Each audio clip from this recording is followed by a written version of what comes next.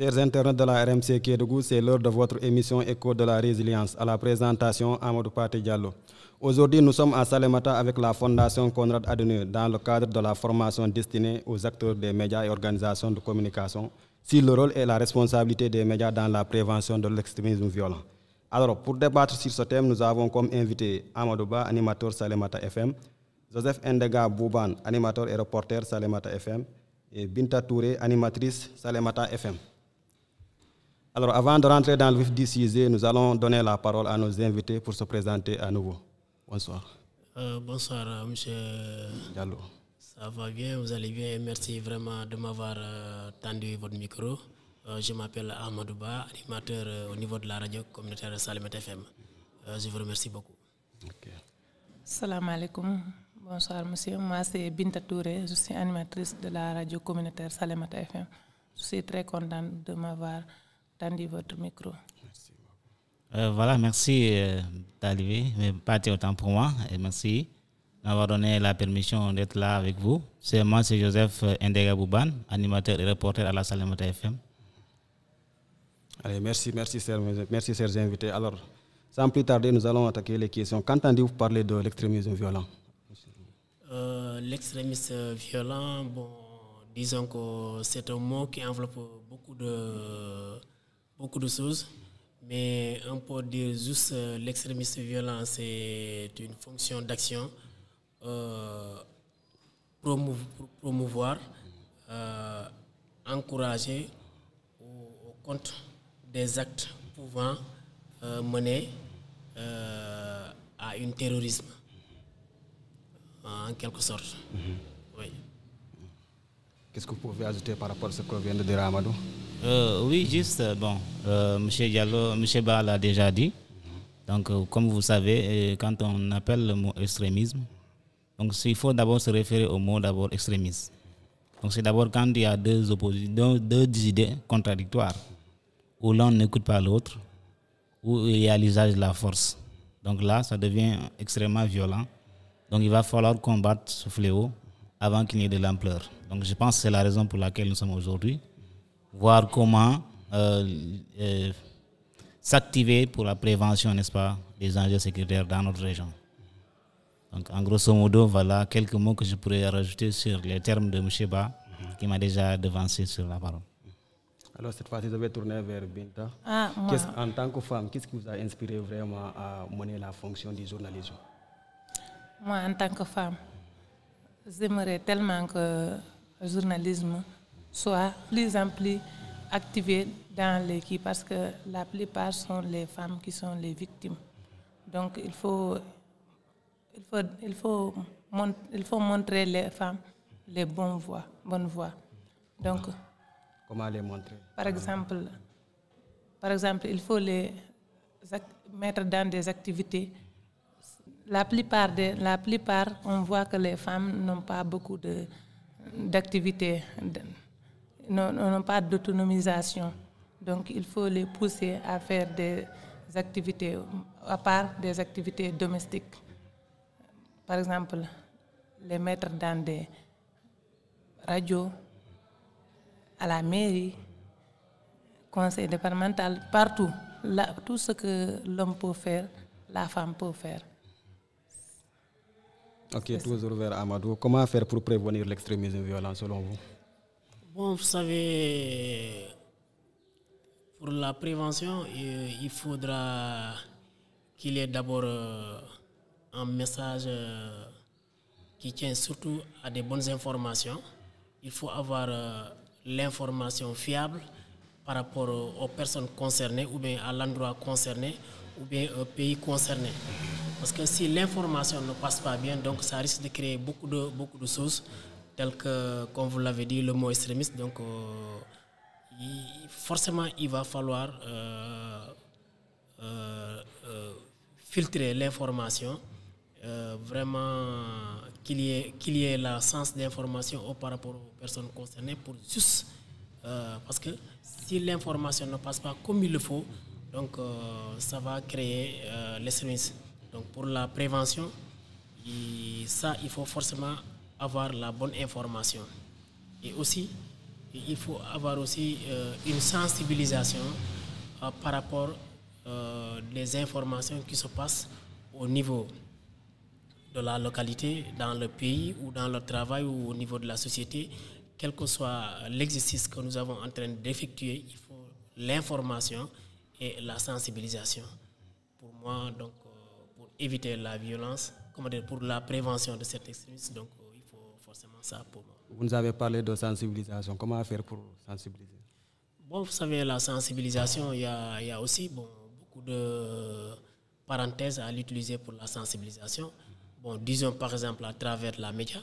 Donc, on peut faire une sensibilisation au niveau des radios, dans les journaux, à la télé.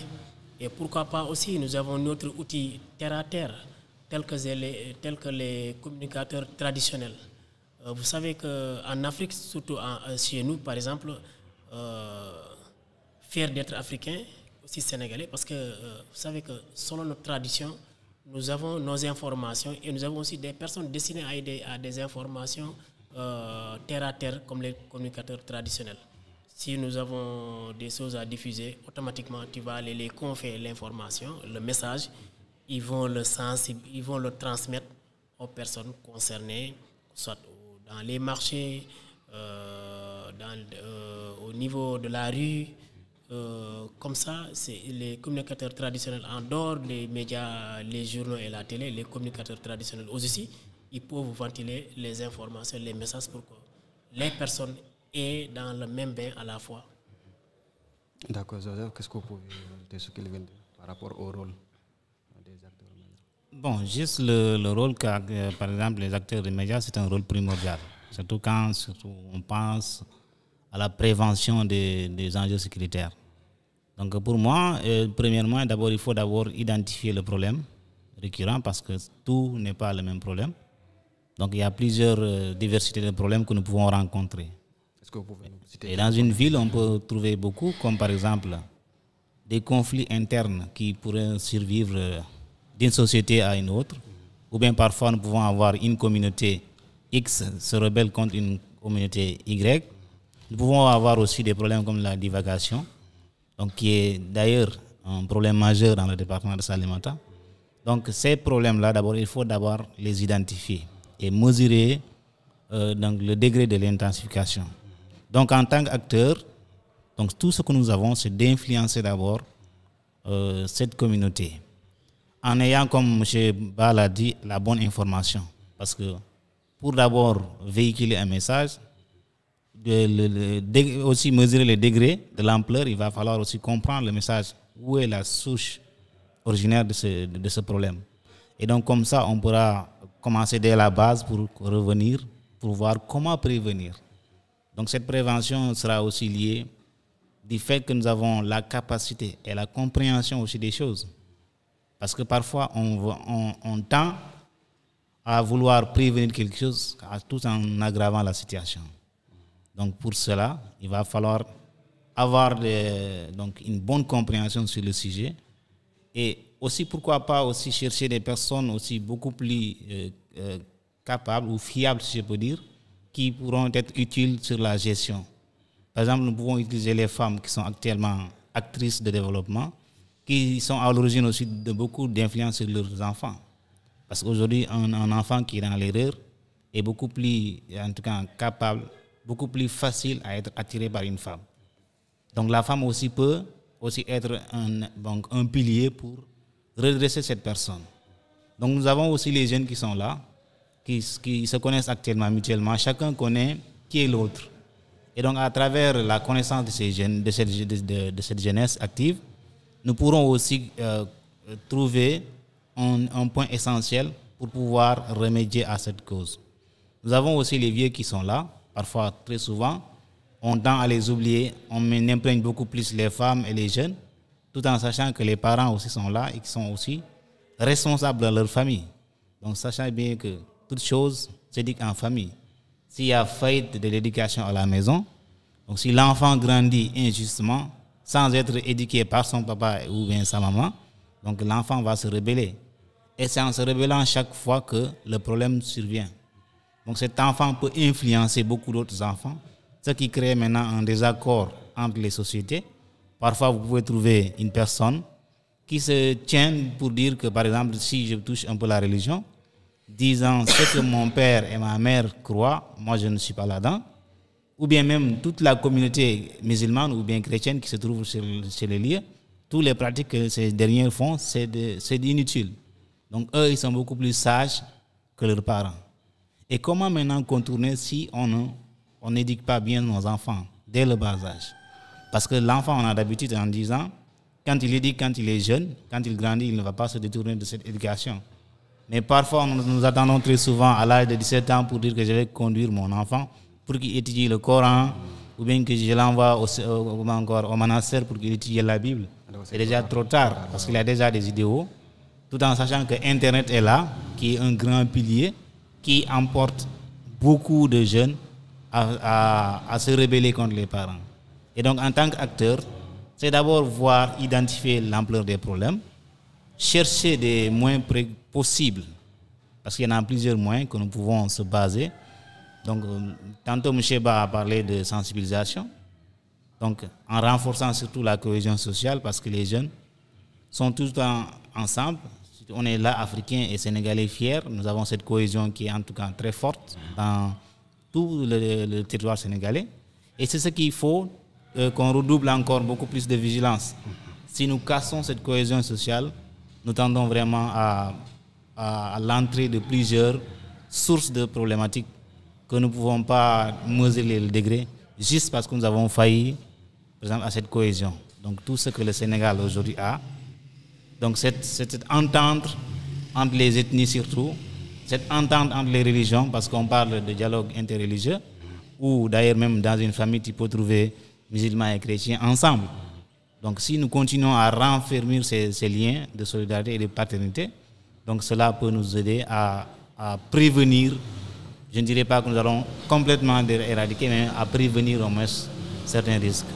Donc pour ne pas trop tirer en longueur, bon, si les autres ont quelque chose à dire. Ok, d'accord, merci. Cette fois-ci, je tourne à Bintani ko Joseph Aldokon. Par rapport aux formations mo fait indado ko honno janguda vraiment ko wawata pour de hutrade en ka golle ma. Comme famille aux formations do d'abord mi waday remercier programme woni be Saint Résilience. Programme sinabe jangini men do ko heewi ko men andano. Mais de weltudum parce que wono hedde affaire extrémisme violent no wawi ka dudbe heba problème ji hewdi no yaltude e mum wono problème be haali don affaire problème wono terrorisme no iwa wo lamaton wono affaire dum do nantela habo dugolle e himbe ben kan dum do wono affaire terrorisme religieux wono chrétien be walla dum do musulman be dum no way ka adda mo be si huttike goddo wono chrétien be ben hutto musulman walla musulman hutto chrétien dum no way addude gere hakkunde population cadele hewde no ton sina ko mi innata tun himbe ben kadi wakkilo ndara rewa moyenji rewetedi dum pour wadde sensibiliser himbe ben wada himbe ben fop hunde wotere wono hedde ka bangal sensibilisation be haali wono médiaji din wono radioji din wono téléji din wono dum do affaire ji dum do ji hewdi di fota rewede wada sensibilisation no wodi kadi ka rewete harana ka médiaji haybe dum do be tradition nyama kalabe ben enen fulbe inde nyama kalabe ben e der hay yewtere mabbe den no wawi yawtinde information sensibiliser himbe ben harabe hani e terrorisme wono sukabe ben kadi no wodi moyen kadi mo woda rewde hara donc kadi wawi sensibilisation yaha normal parce que génération en génération no wodi wobbe mo foti arde yewtude mawbe no wodi futbe arde yewtude sukabe kaso bangal sukabe en haali ton haala club ji en haali ton haala association ji din don fop no wawi rewde pour wawa wadde sensibilisation ko dum don ni mi mari ko wawi wadde retenir fi wadde yewtuden don affaire terrorisme. Ok, tournant vers Amadou, est-ce que vous pouvez nous parler des difficultés que vous rencontrez? Voilà. C'est pas un exercice facile quoi. Bon, vous savez, quant aux difficultés, là nous en avons tout un bateau rempli de difficultés, surtout juste à ce qui nous concerne. Par exemple, ici, chez nous, nous avons des difficultés, par exemple, à l'eau potable. Nous avons des difficultés, il y a la divagation des animaux. Nous avons des difficultés entre éleveurs et cultivateurs. Nous avons des difficultés pour certains villages à l'accès à la santé. Parce qu'actuellement, on est en début d'hivernage. Excusez-moi, mais je voulais savoir les difficultés que vous rencontrez dans le journalisme. C'est-à-dire dans le journalisme. Voilà, ouais. Ok, vous savez que dans le journalisme, c'est un métier un peu sensible disons, parce que tout le monde n'est pas censé à savoir respecter le métier, parce que pour eux, le journalisme, c'est quelqu'un qui se déplace seulement pour prendre des photos ou bien des images et faire ventiler sans une raison. Non, le journalisme, c'est un métier noble. Et c'est un métier qui est appelé à être protégé, et parce qu'il est sacré. Parce que vous savez que le journalisme, une fois même, il m'est arrivé à quelqu'un m'a dit qu'actuellement, le journalisme, à l'heure là où nous sommes, et le journalisme d'avant, est-ce qu'il y a une différence? Oui, il y a une différence. Parce qu'actuellement, le journalisme, il y a deux types de faire le travail d'un journaliste. Parce que nous avons actuellement, il y a l'Internet. Avant, il n'y avait pas l'Internet. Donc, vous savez que les journalistes qui travaillent avant sans l'Internet et les journalistes qui travaillent actuellement avec l'Internet, ce n'est pas pareil. Mais ça n'empêche pas toujours, ils effectuent toujours le même travail. Mais aussi, pourquoi je dis que c'est un métier sensible? Parce qu'ils sont exposés. Parfois, tu peux aller sur le terrain pour cueillir des informations et des problèmes, trouve le journaliste sur place. Quel genre de problème? Comme genre de problème, par exemple, il y a pas mal d'interventions au niveau des conflits entre deux pays. Donc, une équipe de journalistes vont aller sur le terrain pour vraiment cueillir des informations. Je ne le souhaite pas, une balle pour tomber sur un journaliste. Vous voyez, c'est la presse qui est en deuil. Donc, parfois, il peut aller pour cueillir des informations. Il reste, il sera kidnappé par les extrémistes. Donc, ça pose problème à la presse.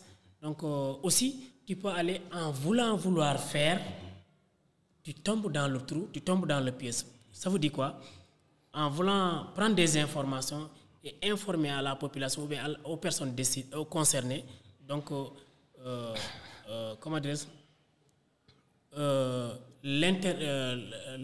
la compréhension de ton exposé aille sur l'autre côté. Donc, tu risques d'être arrêté par la justice à cause de cela. C'est pour cela que j'ai dit que c'est sensible. Vous voyez, donc il y a beaucoup de risques dans le journalisme et ça n'empêche pas. C'est un métier qui est noble de mon point de vue. Oui. Moi, je vais augmenter un peu là-dessus. Allez-y, ouais. Par rapport aux problèmes que les journalistes rencontrent des fois. Des fois, par exemple, dans les élections, des fois, moi, j'ai vu que des journalistes qui rencontrent des problèmes avec les forces de l'ordre. Des fois, tu viens pour entrer, pour recueillir des informations, on te dit, parce que le force de l'ordre, lui, par exemple, le policier, lui, il a reçu des ordres. On lui a dit qu'il ne faut pas entrer dedans. Donc, toi aussi, tu as reçu des ordres. On t'a demandé d'aller couvrir. Donc, tu viens, le force de l'ordre, lui, il te dit, sors. Tu dis, attends, tu essaies d'expliquer. Eux, ils ne font même pas attention pour t'écouter jusqu'à ce que tu expliques. Ou parce que moi, d'une part, je vais dire que parce qu'ils ont reçu de l'ordre.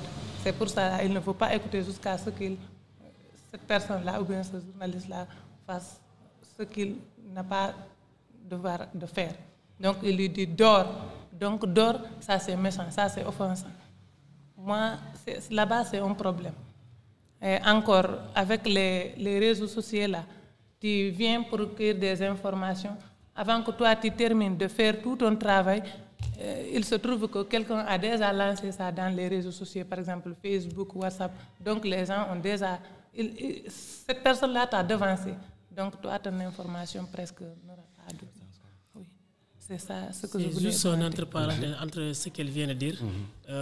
Parfois, tu vas pour couvrir ce qu'elle vient de dire. Moi, il m'est arrivé, les élections passées, je suis parti juste pour cueillir des informations sur les résultats. Automatiquement, les services de l'ordre m'ont dit je ne vais pas rentrer dans la salle. Pourquoi? Parce que le badge que j'avais était à l'intérieur de mon t-shirt, donc je ne l'ai pas pu sortir. Donc avant que je sorte le badge, ils m'ont repoussé dehors. Et quelle était votre réaction après? Bon, quelle était ma réaction? Parce que je me suis mis à leur place. Premièrement, on les a demandé de faire leur travail, donc ils vont respecter leur travail à la lettre. Parce que pour eux, je suis une personne comme ça. Avant qu'ils le sachent, il faut qu'ils me mettent en garde d'abord pour savoir qui je suis. Donc moi aussi, en tant qu'une personne qui est censée faire un travail, donc je me suis retiré. Après, je suis revenu encore. Je lui ai dit que, excusez-moi, je suis de la Salemata FM. Je suis venu pour créer des informations. Est-ce que je peux rentrer à l'intérieur? Ils m'ont dit donc, à part ça, donc rien ne nous prouve si vous êtes de Salemata FM ou vous êtes de la scène de résilience ou je ne sais pas quoi. J'ai sorti ma carte, je l'ai montrée. Après, ils m'ont laissé passer. Donc, vous savez que parfois aussi, bien vrai que la presse elle est protégée. C'est à travers la carte qu'on t'a permis de rentrer. C'est en ce moment qu'ils m'ont laissé passer.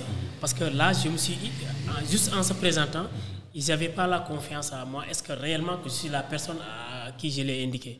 Donc il a fallu que je montre ma carte pour qu'on puisse me laisser passer. Parce que là, ça, c'est des contraintes dont la presse rencontre sur le terrain. Parce que si tu ne t'identifies pas, ou bien si on ne t'a pas identifié à la minute, tu risques d'avoir d'autres choses qui ne fait pas partie du travail. Et parce que normalement, une personne, pour moi, ne va pas venir juste parce qu'il y a des personnes respectueuses qui sont là, tu viens juste pour rentrer là-bas à l'intérieur pour les déranger. Parfois, il y a des gens qui le prennent ici. Parfois, il peut aussi à ne pas y être. Mais tout cela, c'est les contraintes dont est lié à notre métier. Si on te pousse, prends. Pour moi, c'est de l'atout. C'est ce qu'on dit, il y a un mot, on dit que c'est ponce-le quoi. Parce que ça fait partie, c'est le goût du travail. Là, quand tu te tires, on te tire de gauche à droite, c'est parce que c'est la presse, c'est ton travail. C'est ton travail. C'est dans cela que tu dois toi aussi forcer pour aller vers l'information. Tu dois forcer pour aller vers l'information. Maintenant, les informations que tu dois acquérir, toi aussi, rassure-toi que c'est les bonnes informations. Avant de les faire passer ou bien de faire quoi que ce soit, toi aussi, tu es appelé à les revérifier et les filtrer avant de les diffuser. Donc, cause pour laquelle tout à l'heure je disais que c'est un métier noble, mais elle est sensible. Oui. Ça montre que vous êtes menacé ici. Quelles doivent être maintenant des solutions pour vraiment... Bon, peut-être des solutions juste pour éradiquer à ce problème, c'est juste peut-être faire valoir ce qu'on appelle la liberté de presse, parce que il va falloir protéger le journaliste dans son métier. Et pour ce faire, d'abord, nos stations doivent être à mesure, premièrement, de protéger leur sujet. En disant, par exemple, si nous sommes une station, que nous ayons nos références qui pourront nous faire identifier. Parce que M. Ball a dit que c'était un problème d'identification. Si, par exemple, il n'avait pas cette carte, comment il pourrait avoir accès aux données qu'il avait besoin? Ça allait être dur, donc, il va falloir d'abord que le comité des stations se charge vraiment pour, en tout cas, faire valoir les stations. Donc, en ayant tous les statuts juridiques qui sont conviés et aussi doter de son personnel des cartes. Parce que si nous n'avons pas ces cartes de presse, comment nous pouvons prétendre dire que nous sommes des journalistes ou bien nous sommes des reporters? Rien ne nous identifie. Parce qu'actuellement, si nous mesurons l'ampleur des dégâts dit juste à la fausse information, nous ne pouvons pas en tout cas trouver la valeur exacte, mais nous pouvons dépasser les 1000%. Parce que quand tu regardes dans les 100 informations que tu as, 99,5% sont tous des fausses informations. Il n'y a que les 0,5% qui sont les bonnes. Donc comment y parvenir à cela? Donc quand tu n'as pas une carte, on ne t'identifie pas. D'abord, il y a un problème d'identification. Si tu n'es pas identifié, qui va te faire confiance? Donc il va falloir que... Donc là, je vais lancer un appel à l'endroit d'ailleurs même, du partenaire, si possible, d'appuyer en tout cas nos stations à ce que donc, le personnel soit doté de cartes de presse ou bien en tout cas un statut qui les prouve qu'il travaille dans cette station. Donc si on se lève par exemple juste avec un gilet de presse et on se présente juste pour dire que moi, sans carte, je suis envoyé par telle station, rien ne garantit que tu travailles là-bas. Parce qu'il y en a beaucoup de malfaiteurs actuellement. Donc nous voyons les fake news aujourd'hui donc remplissent beaucoup. Je peux prendre une image qui est là, je dis que je suis à Dakar, c'est dans tel domaine, alors que ce n'est pas vrai. Donc c'est la seule clé que nous pouvons en tout cas y faire pour y remédier. Et qu'est-ce qui nous bloque pour avoir ces cartes-là? Qu'est-ce qui nous bloque parfois? Parce que très souvent, je peux dire que les journalistes qui sont là n'ont pas reçu une formation spécifique, donc typique du journalisme. Donc peut-être ce sont des travailleurs bénévoles qui viennent dans des stations et qui parfois, en tout cas, ne ménagent aucun effort pour la réussite de la station. Mais par manque de formation, aujourd'hui, pour être un journaliste, il te faut par exemple avoir la carte de presse. Mais si tu ne l'as pas, tu n'as même pas fait un cours de journalisme, tu viens juste parce que tu aimes donc, par exemple la discipline, mais que tu n'as pas reçu une formation spécifique, ce qui crée d'abord un désaccord parce que parfois tu peux aimer la chose, sachant que pour toi tu fais le travail avec exactitude alors qu'il y a des failles qui te manquent. Donc il faut d'abord qu'il y ait une formalisation de tous ceux qui se disent reporters, animateurs, ainsi de suite, qui travaillent en tout cas dans une station de télé, de radio ou de médias locaux sur place. Donc cela pourrait nous aider.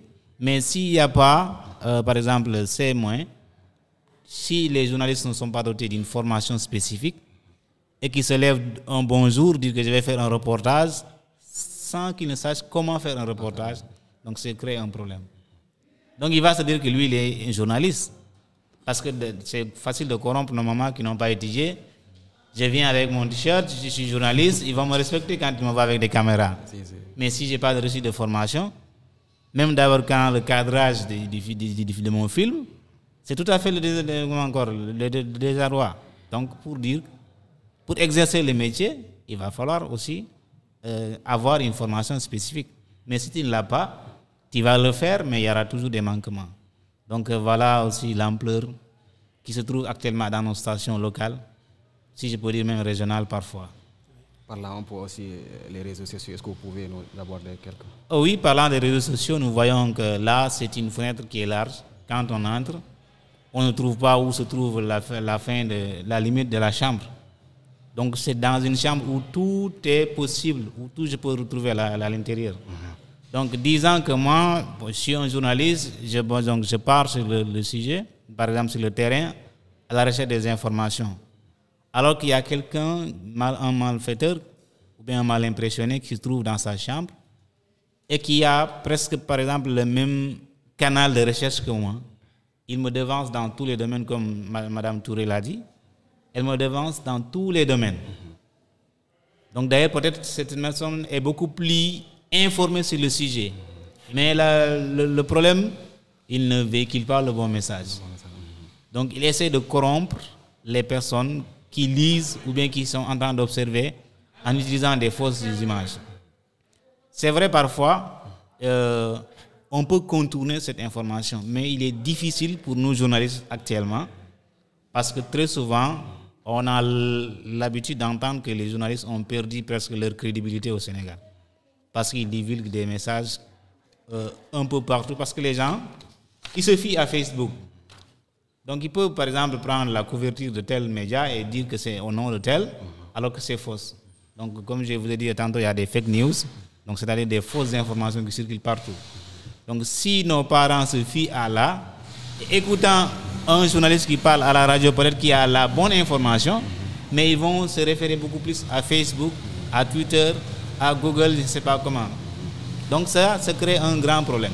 Donc ces réseaux sociaux-là, pour moi, l'État doit veiller. Bien que c'est difficile de contourner Internet, parce qu'aujourd'hui, c'est une porte, comme je vous ai dit, elle est très large.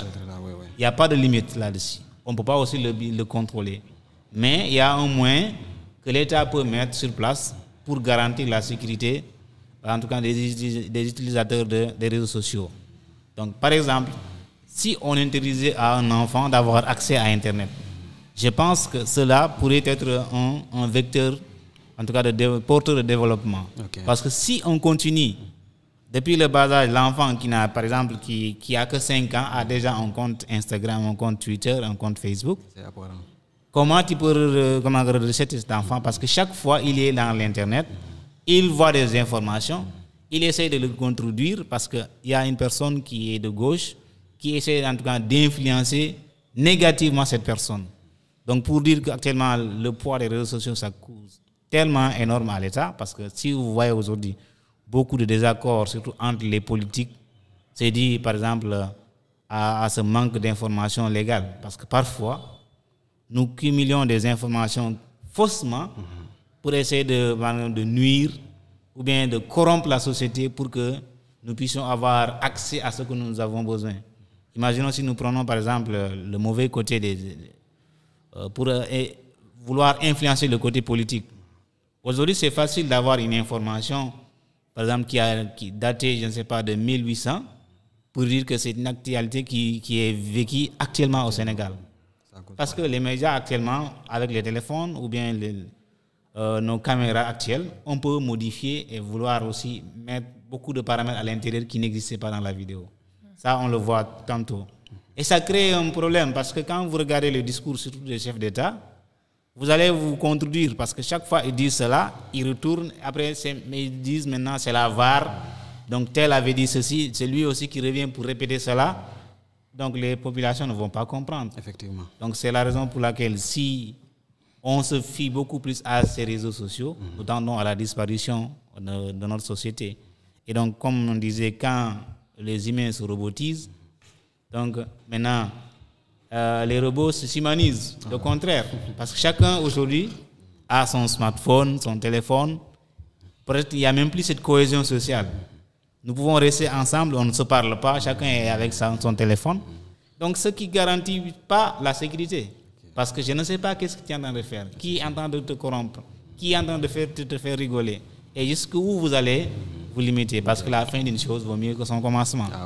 Donc, c'est actuellement que nous devons se fier, essayer en tout cas d'allerger, aussi essayer de perdre beaucoup de temps sur Internet. Parce que ce sont ces réseaux-là qui sont là pour nous manipuler. Et ce sont ces mêmes réseaux-là parfois qui nous redressent d'une situation qui était trop endémique ou pathétique dans notre vie. Okay. Donc voici en grosso modo aussi qu'est-ce que je peux dire. Merci. Tourna bien tant on non ni tant ko gayniri en ni 30 secondes ko no da be ndo parce que hore ñol fon wadi hore mun ko journaliste.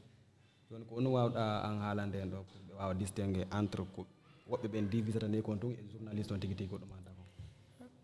Donc mi mari ko mi beede non seeda gonga ko haalda ko hande fayda ko dum woni der mondo fayda ko dum woni fowno woni journaliste parce que hari ko andude fi journalisme neddo o jangay o wada formation ji o anda ko dum do foti wadde hala no wodi règle ji do foti respectude pour o wadde journaliste yagal ngal kon non de renti réseaux sociaux ji din fayda ko dum woni fayda bonni fop a yiyay ɗo goɗɗo no yeyi ɗo waɗugol ɗum ɗo hendagol information hara ko journaliste o yaha pour kanko o wawa rewde reweteɗi ɗi foti wadde ɗin sariyaji ɗi foti wadde ɗin ha o hendo information o partage hara goɗɗo go ƴetti on information ka o foti hendike ɗum ɗon fof lanci ka réseaux sociaux ji wano ko Facebook walla WhatsApp walla Twitter kanko déjà o attike may ɗum ɗon an journaliste on fayda ko ɗum woni hayra information ma on ko ɗum woni tuɗugol heltuɗan déjà ɓeyɗa ɓe andi si a jonni ɗum ɗon hara alanama intérêt hande kadi ɓe yara e andino te réseaux sociaux ji ɗin kadi no addi caɗele hewɗi wona bangge sukaɓe ɓen fayda ko ɗum woni hay jande maɓɓe nden no jippi buy ko jande wonno nde lawde hari portable ji alano ɗum ɗo ko fendo on sahi sukaɓe wonno ɓurde janggude edi joni no mi hiiri noon par ce que hay ko école ji a yiyay ɓeynama premier de la classe kanko ko moyen de 12 anda wona tan himɓe ɓe fewne ɗon no portable ji ala na yeyno goɗɗo no heeɓi wona moyen de 19 18 hara ko premier walla hara yiya ɗon 4 personnes ha 5 personnes ɓen noon fof ko même moyen ji ɗimɓe jogiti taw ko virgule ji ɓe ɓurti kono joni a yiyay oɗo no wohi ƴetti moyen de 12 ɓeyna ko ɗon premier yaha ɗon yiya ɗon deuxiéme makko no wawi yaade hedde moyen de 10 walla moyen de 9 ha jippo ha moyen de 6 joni yimɓe ɓe woni yiide ɗum fof ko conséquence mimi ɗo ni ko conséquence réseaux sociaux ji ɗin no adduna no addade ko Allah ɓantare leydi par ce que wono hedde jonnidirgol mbuuɗi walla hendagal comme information haali ɗin no yaawi ko ɗum ɓuuri yawde ko noon addude kadi caɗele moƴƴa ka leydi ko ɗum mi mari komi ɓeyda ɗon. D'accord. 20 secondes pour Amadou. En quoi vous attendez premier excellent dans votre travail? Vos recommandations, quoi?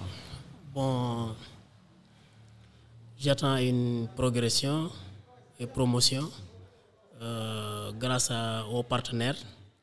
Donc, j'attends une promotion et une progression. Parce que j'aime ce que je suis en train de faire. Parce que si tu es un voleur, il faut vraiment respecter et savoir aussi que tu es un voleur. Donc, ce que je suis en train de faire, je l'aime et je respecte. Vraiment, j'attends beaucoup de choses là-dessus parce que j'attends pas, je vais vers le travail. Je vais vers le travail pour cueillir des informations, pour découvrir et savoir, et maintenant pour savoir le faire et l'utiliser. Donc vraiment, je suis très content et je remercie aussi ceux qui s'activent dans ce domaine, vraiment pour donner une valeur à la presse. Parce que sans la presse, c'est comme si tu es dans une chambre hermétiquement fermée. Donc ceux qui s'activent pour donner une valeur à la presse, vraiment, je dis chapeau à ces personnes, aux partenaires et aux collègues aussi qui sont des journalistes du Sénégal et dans le monde entier. Vraiment, je lui dis salut et vraiment merci beaucoup. Okay, merci beaucoup. Votre mot de la fin. Bon, merci en tout cas de m'avoir donné cette occasion de parler, surtout concernant le journalisme. En tout cas, un métier noble, un métier que nous aimons tous en tant qu'acteurs de développement. Et en tout cas, merci beaucoup aux partenaires qui nous ont permis de nous capaciter surtout sur beaucoup de domaines, à savoir surtout la prévention et le rôle du journalisme dans l'usage des médias. Donc en tout cas, merci beaucoup aux partenaires que je n'aurai même pas le mot adéquat pour les remercier. Et tout en sachant aussi que nous avons aussi toujours besoin de son accompagnement. Okay. Parce que grâce à lui, aujourd'hui, nous sommes dotés, en tout cas d'une capacité. Donc je peux dire des capacités qui nous pourront être utiles dans notre mission. Donc cette mission qui nous est confiée, donc qui regorge beaucoup en tout cas, de contraintes. Mais je sais que parce que nous avons la conviction que nous allons arriver au bout. Et donc aussi merci à mes co-partenaires qui sont là avec moi. Et merci aussi à vous. Merci aussi à l'équipe technique et merci à la scène de résidence, en tout cas, pour nous avoir donné cette occasion de nous retrouver ensemble et de partager sur ce qui nous est beaucoup plus cher. Merci beaucoup. Moi, personnellement, tout ce que j'ai à dire, c'est de remercier les partenaires et surtout toi aussi en tant que coordinateur de ce qui et je remercie aussi les participants. Après, à partir de cette formation, j'ai appris beaucoup de choses parce que il y a beaucoup de choses que je ne savais pas, mais grâce à cette formation, j'ai appris beaucoup de choses. Okay. Je vous remercie. D'accord. Voilà, c'est la fin de notre émission sur Écho de la résilience. Excusez-moi. Merci, chers invités. Joseph Ndega, merci Amadouba, merci Binta Touré. Cette émission a été offerte par le projet Saint Résilience via la Fondation Konrad Adenauer dans le cadre de renforcer les acteurs des médias et organisations de communication sur le rôle et la responsabilité dans la prévention de l'extrémisme violent. Merci, à la prochaine fois.